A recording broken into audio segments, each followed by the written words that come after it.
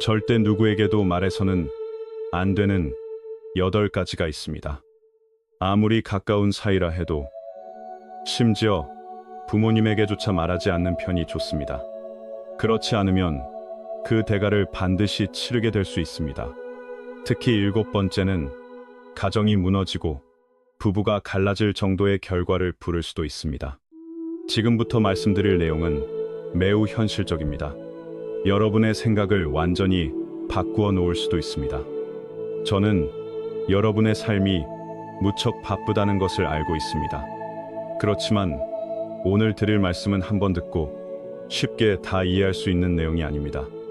특히 깊이 익히기는 더욱 어렵습니다. 그래서 제 권유는 이렇습니다. 끝까지 들으시고 시간이 날 때마다 여러 번 다시 들으시기 바랍니다. 집안일을 하실 때나 잠시 짬이 날 때 저장해 두고 반복해서 들으셔도 좋습니다. 저는 분명히 말씀드릴 수 있습니다. 몇 달만 지나도 여러분의 사고방식은 훨씬 더 높고 깊은 자리로 올라갈 수 있습니다. 오래된 지혜를 전하는 마음으로 여러분께 인사드립니다. 오늘은 가까운 친구에게조차 절대 쉽게 털어놓아서는 안 되는 8가지를 함께 살펴보겠습니다. 친구도 사람마다 다릅니다. 어떤 말은 차라리 마음속에 묻어두는 편이 낫습니다. 잘못 꺼냈다가 쓸데없는 번거로움과 소인배를 끌어들일 수 있기 때문입니다. 첫 번째는 여러분 주머니 속 돈 이야기입니다. 오래전 어느 옛 마을에 작은 대장간 하나가 있었습니다. 그곳에는 늙은 대장장이 한 사람이 살고 있었습니다. 그는 늘 안쪽 작은 나무 탁자 옆 의자에 기대어 쉬고 있었고 그 곁에는 어느 시대 물건인지도 모를 오래된 자사오 하나가 놓여 있었습니다. 그의 하루벌이는 많지 않았습니다. 차를 마시고 밥을 먹기에 겨우 충분할 정도였습니다. 그러나 그는 나이가 들었고 더 많은 것을 바라지도 않았습니다. 그래서 늘 만족하며 살았습니다. 그러던 어느 날 골동품 장수가 지나가다가 그 자사오를 보게 되었습니다. 자줏빛이 검은 먹물처럼 깊은 그 차오를 자세히 살펴본 뒤 청나라 시대 이름난 장인의 희귀한 작품임을 알아보았습니다. 그는 무려 10만 위안에 사겠다고 했습니다. 처음에 노인은 크게 놀랐지만 곧 거절했습니다. 그 차오는 할아버지 때부터 내려온 가보였고 집안 3대가 모두 그 차오로 물을 마셔왔기 때문입니다. 하지만 차오를 팔지는 않았어도 그날 이후 노인은 평생 처음으로 잠을 설쳤습니다. 60년 넘게 그저 평범한 물건이라 여기던 것이 사실은 그에게 값어치를 지닌다는 사실을 알고 난 뒤부터 마음이 편치 않았던 것입니다. 예전에는 눈을 감고 느긋하게 차를 마셨지만 이제는 작은 소리만 들려도 벌떡 일어나 차오가 제자리에 있는지 확인했습니다. 더 견디기 힘든 것은 마을 사람들이 이 사실을 알게 된 뒤였습니다. 누군가는 다른 보물도 있느냐고 캐물었고 누군가는 돈을 빌려달라 했습니다. 자식들조차 그 차오를 둘러싸고 재산을 어떻게 나눌지 이야기하기 시작했습니다. 그 작은 차오 하나 때문에 노인의 삶 전체가 흔들리기 시작한 것입니다.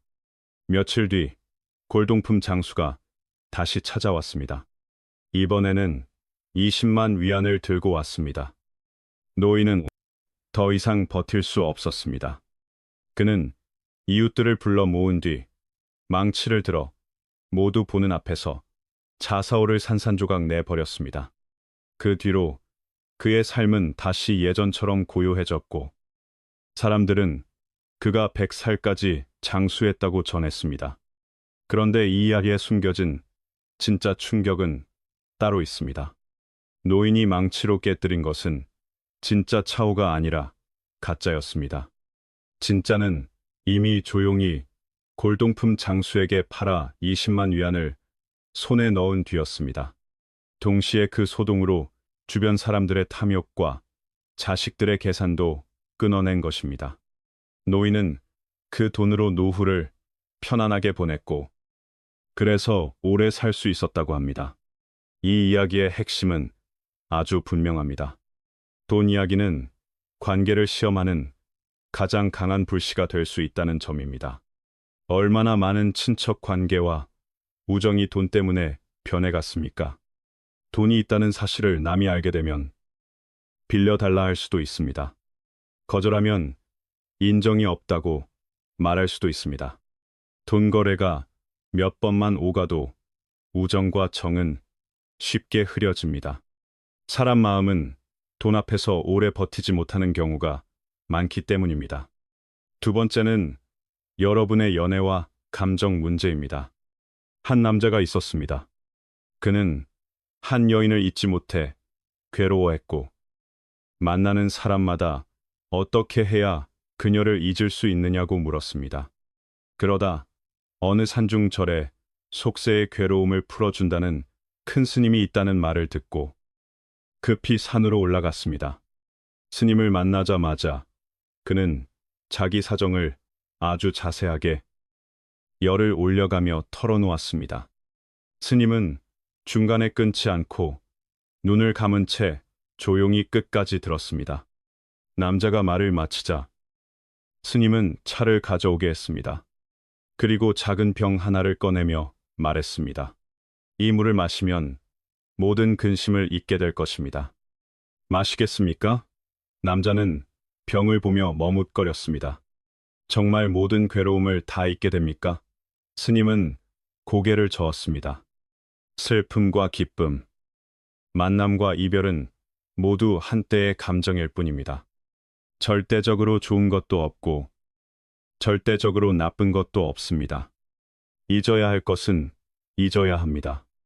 그러자 남자는 다급히 손을 내저었습니다. 안 됩니다. 스님, 저는 다 잊고 싶은 게 아닙니다. 단지 그 사람만 더는 떠올리고 싶지 않을 뿐입니다. 스님은 미소를 지으며 옆에 있던 동자에게 물었습니다. 오늘도 경을 베꼈었느냐? 동자가 공손히 대답했습니다. 예. 스님, 하루도 게을리하지 않았습니다. 스님이 다시 물었습니다. 그럼 그 경을 어떻게 외우게 되었느냐? 동자는 잠시 생각하다가 많이 보고 많이 읽으니 저절로 기억하게 되었습니다. 라고 말했습니다. 그러자 스님은 또 물었습니다. 그렇다면 그것을 잊으려면 어떻게 해야 하겠느냐? 동자는 잠시 머뭇거리다 대답했습니다. 자꾸 생각하고 자꾸 읽어서 기억하게 되었다면 아마 생각하지 않고 읽지 않으면 잊히지 않겠습니까? 스님은 그 남자를 바라보며 말했습니다. 당신은 누구를 만나든 이 이야기를 하고 나를 만나서도 처음부터 끝까지 다시 꺼내놓았습니다. 그러면서 어찌 잊고 싶다고 말할 수 있겠습니까? 당신은 정말 그 여인을 잊고 싶은 것이 아니라 다만 그 사람을 떠올릴 때 따라오는 현재의 공허와 괴로움이 싫은 것뿐입니다. 사랑은 혼자만의 마음으로 완성되는 것이 아닙니다. 서로의 마음이 맞아야 비로소 아름다워집니다. 인연이 아닌 사람에게 아무리 집착해도 끝은 바뀌지 않습니다. 놓아주고 받아들이는 것만이 삶을 다시 아름답게 만드는 길입니다. 인연이 아닌 사람은 아무리 애써도 끝까지 함께하지 못합니다. 그러나 진짜 인연은 돌아도 결국 만나게 됩니다. 그러니 인연이 아닌 사람을 사랑했다면 원망하지 말고 손을 놓는 법을 배워야 합니다. 세 번째는 여러분의 약점과 사적인 비밀입니다. 어느 날 까마귀가 고슴도치에게 말했습니다. 내 갑옷은 정말 멋지구나. 참 부럽다. 칭찬을 들은 고슴도치는 경계심을 풀고 말했습니다. 사실 비밀 하나가 있어. 내 가시가 완벽해 보여도 몸을 웅크렸을 때 배 쪽에는 작은 틈이 있어. 누가 거기를 건드리면 나는 간지러워서 몸을 펼 수밖에 없어. 그리고는 신신당부했습니다. 이 비밀은 절대 누구에게도 말하면 안 된다. 여우가 알면 나는 끝이야. 까마귀는 절대 배신하지 않겠다고 장담했습니다. 하지만 얼마 지나지 않아 까마귀는 여우에게 잡혔습니다. 살기 위해 까마귀는 고슴도치의 약점을 여우에게 털어놓았고 결국 고슴도치는 잡히고 말았습니다. 이 이야기가 말하는 바는 명확합니다. 자기 약점과 비밀은 누구에게도 쉽게 말해서는 안 된다는 것입니다. 위기 앞에서는 그것이 곧 남의 생존 수단이 될 수 있기 때문입니다. 직장에서도 이런 일은 흔합니다. 어떤 사람은 더 친해지고 싶어서 자기 약점이나 사적인 상처를 먼저 털어놓습니다. 그것으로 신뢰를 얻고 싶기 때문입니다. 그러나 관계가 좋을 때는 괜찮아 보여도 이해관계가 틀어지는 순간 그 약점은 가장 날카로운 무기가 됩니다. 사람은 언제 친구에서 경쟁자로 바뀔지 모릅니다. 그래서 자기 약점을 스스로 드러내는 것은 적에게 표적을 제공하는 것과 비슷합니다. 옛날 전쟁터에서 한 병사가 장군에게 말했습니다. 장군님, 200m 앞에 저격수가 있습니다. 하지만 저 사람은 사격 실력이 형편없어서 아직 아무도 제대로 맞히지 못했습니다. 장군이 묻자 병사는 이렇게 대답했습니다. 장군님, 설마 저 사람을 치우고 더 실력 좋은 저격수로 바꾸게 하시려는 건 아니시겠지요? 이 이야기는 아주 단순한 진실을 보여줍니다. 상대의 약점은 알아차릴 수 있어도 굳이 스스로 알려줄 필요는 없다는 것입니다. 여러분도 마찬가지입니다. 친구가 언제 경쟁자가 될지 알 수 없습니다. 자기 약점을 다 털어놓는 사람은 결국 가장 먼저 공격받는 사람이 됩니다. 게다가 사람은 스스로를 낮추는 순간부터 점점 더 쉽게 이용당합니다. 심리학에서 말하는 깨진 유리창 효과처럼 작은 틈을 그대로 두면 다른 틈이 연달아 생기기 쉽습니다. 어떤 사람은 상대의 경계를 낮추고 더 많은 호감을 얻기 위해 혹은 기대를 줄이고 싶어서 자기 결점을 먼저 꺼내 놓습니다. 하지만 그 대가는 작지 않습니다. 한번 스스로를 가볍게 보이기 시작하면 집단 속에서 점점 더 만만한 사람, 편하게 부릴 수 있는 사람, 심지어 화풀이의 대상처럼 여겨질 수 있습니다. 자기 비하가 친밀함을 만드는 것이 아닙니다. 오히려 존중을 깎아먹습니다. 그러니 자기를 귀하게 여겨야 합니다. 그것이 깨진 유리창을 더 이상 늘리지 않는 유일한 길입니다. 네 번째는 지나간 과거의 실수와 상처입니다. 옛날 한 선비가 과거를 보러 수도에 갔는데 모함을 당해 낙방하고 말았습니다. 오랫동안 사랑했던 여인마저 그를 떠났습니다. 그 뒤로 그는 삶의 의욕을 잃고 날마다 술에만 기대어 살았습니다. 그러던 어느 날 한 고승을 만나 괴로움에서 벗어날 방법을 구했습니다. 고승은 별다른 말을 하지 않고 그를 사흘 동안 데리고 다니며 밥도 제대로 주지 않았습니다. 물만 마시게 하고 낮에는 장작을 패고 말에게 먹이를 주게 했으며 밤에는 마구간에서 채웠습니다. 사흘이 지나자 선비는 길 위에서 크게 울며 후회했습니다. 왜 스스로를 이렇게까지 괴롭혔는지 모르겠다고 했습니다. 그러자 고승이 말했습니다. 이전에 너도 똑같았다.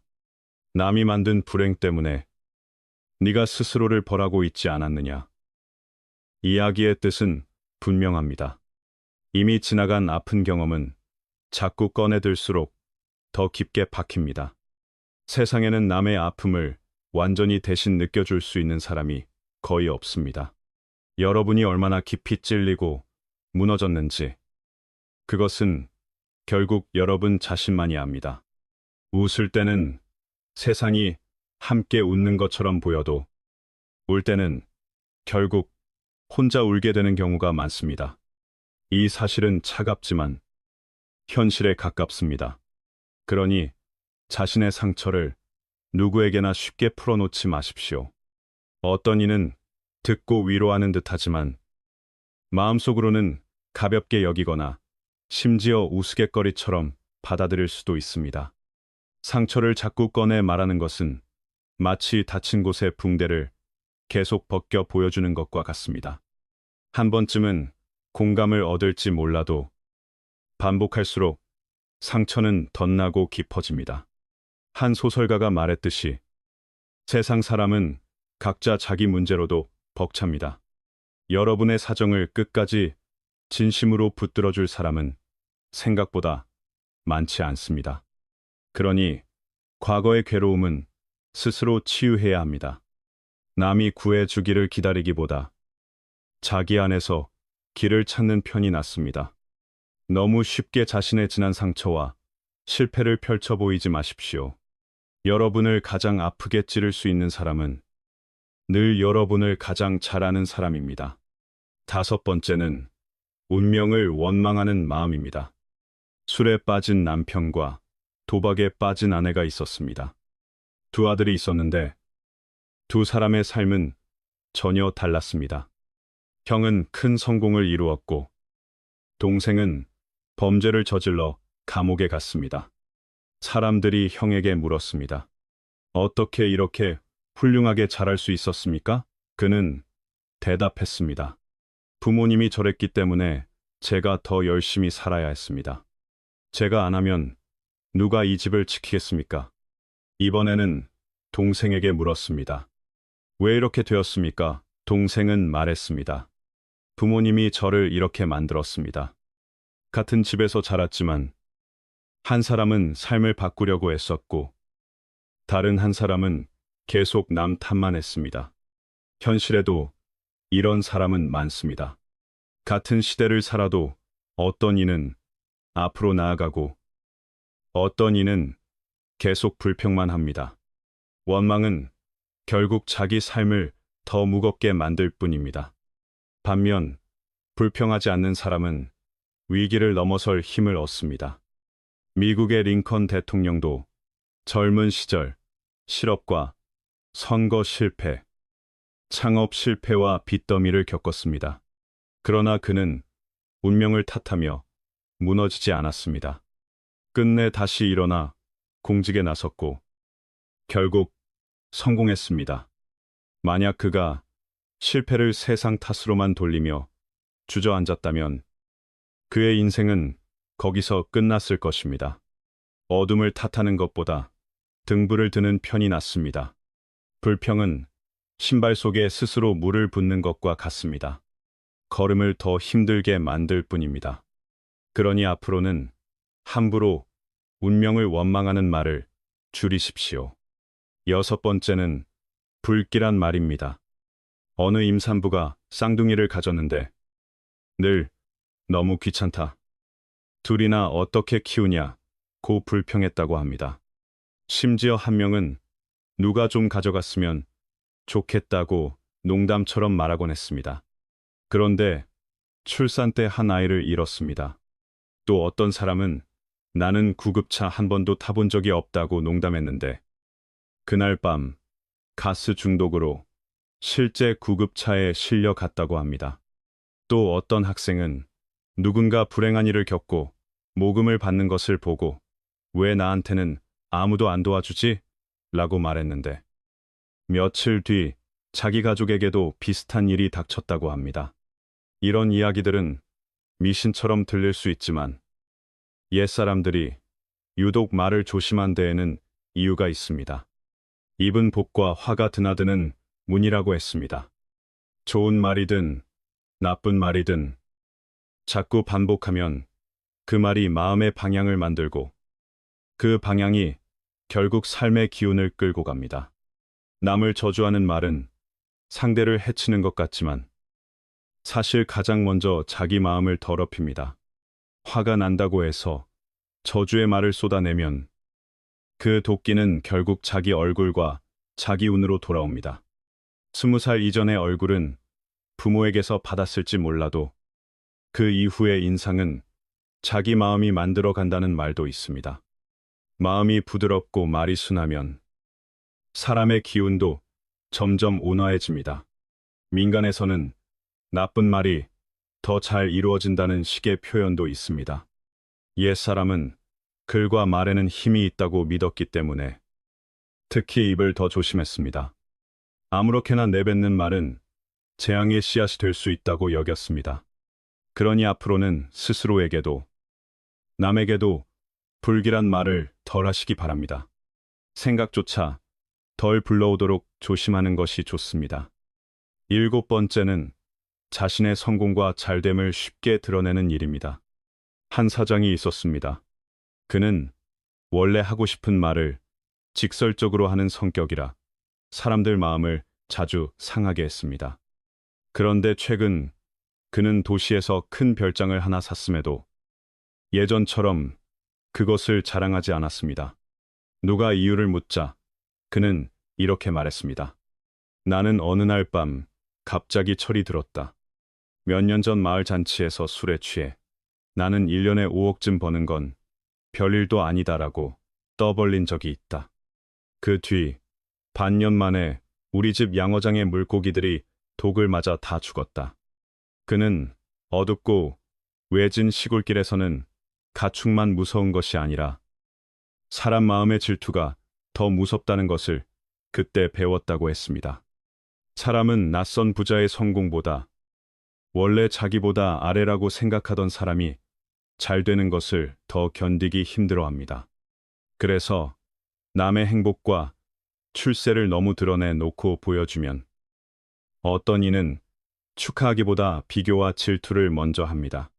지식인이든 장사꾼이든 수준이 낮을수록 자랑하기 쉽고 깊은 사람일수록 감추는 법을 압니다. 어떤 작가는 말했습니다. 행복을 자랑하지 말고 성공을 자랑하지 말고 성취를 자랑하지 말라고 했습니다. 밖에 오래 내놓은 음식은 쉽게 상합니다. 냉장 보관해야 오래 갑니다. 삶도 비슷합니다. 여러분의 좋은 일도 너무 빨리 드러내지 않을수록 오래 갑니다. 실제 현실에서도 대부분의 사람은 낯선 사람이 잘 되는 것은 견딜 수 있어도 가까운 사람이 자기보다 더 잘 되는 것은 힘들어합니다. 거지는 백만장자를 질투하기보다 자기 옆에 다른 거지가 더 많이 버는 것을 더 견디지 못합니다. 너무 멀리 있는 성취는 부러움이 되지만 너무 가까운 성취는 질투가 되기 쉽습니다. 그래서 여러분의 잘됨은 부모님과 극소수의 진심, 어린 친구만 조용히 알아도 충분한 경우가 많습니다.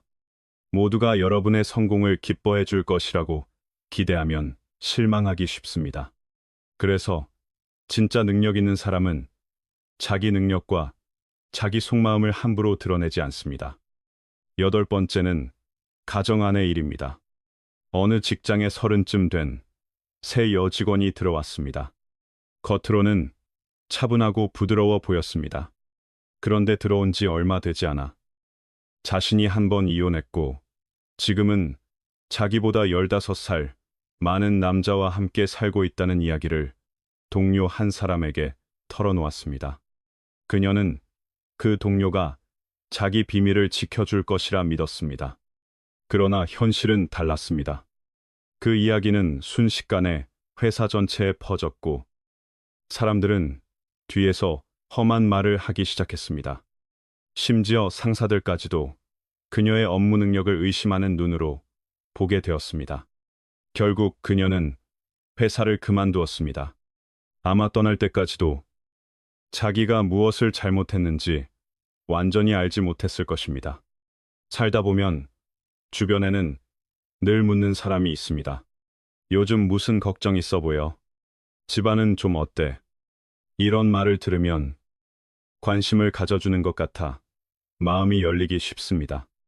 그래서 무심코 자기 집안 이야기를 다 털어놓습니다. 그러나 바로 거기에 함정이 있습니다. 아무리 친한 사람이라도 집안일을 마구 말하지 않는 것은 성숙한 사람의 기본 덕목입니다. 아무리 행복한 집도 늘 평화롭지만은 않습니다. 부부도 싸우고, 가족도 서운해하고, 관계는 계속 맞춰 가야 합니다.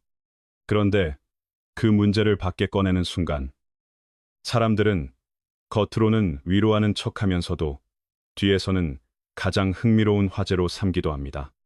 좋은 소문은 멀리 퍼지기 어렵고, 나쁜 이야기는 금세 퍼집니다. 어떤 사람은 여러분이 돌아서자마자 그 이야기를 이곳저곳에 옮깁니다. 가족은 결국 다시 돌아갈 유일한 자리입니다. 그러니 집안에 문제가 생겼을 때는 남에게 풀어놓기보다 함께 앉아 이야기해야 합니다. 외부 사람은 여러분 삶을 책임져 주지 않습니다. 잠시 속 시원한 것 같아도 결국 남는 것은 더 좁아진 관계와 더 커진 소문일 수 있습니다. 가정을 편안하게 만드는 풍수는 거창한 데 있지 않습니다. 큰 일은 함께 의논하고, 작은 일은 너그럽게 넘기고, 지난 허물을 자꾸 들추지 않는 데 있습니다. 그러니 이 8가지는 꼭 마음에 새겨두시기 바랍니다. 돈 이야기, 감정 문제, 약점과 비밀, 지난 상처, 운명에 대한 원망, 불길한 말, 자신의 성공, 그리고 집안일입니다. 이것들을 함부로 꺼내지 않는 것만으로도 앞으로의 삶은 훨씬 더 평온하고 덜 시끄러워질 수 있습니다. 이 8가지를 다시 한번 마음속에 정리해 보시기 바랍니다. 첫째, 내 주머니 속 돈 이야기는 쉽게 꺼내지 마십시오. 둘째, 내 감정과 연애의 깊은 속사정도 함부로 펼쳐놓지 마십시오. 셋째, 내 약점과 비밀은 더더욱 조심해야 합니다. 넷째, 지나간 상처와 실수는 반복해 꺼낼수록 다시 나를 다치게 합니다. 다섯째, 운명을 원망하는 말은 스스로를 더 무겁게 만듭니다.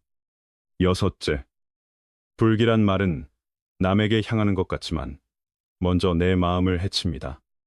일곱째, 나의 성공과 기쁨을 너무 쉽게 드러내면 뜻밖의 시기와 원망을 부를 수 있습니다. 여덟째, 집안의 일은 밖에 풀어놓을수록 더 복잡해지기 쉽습니다.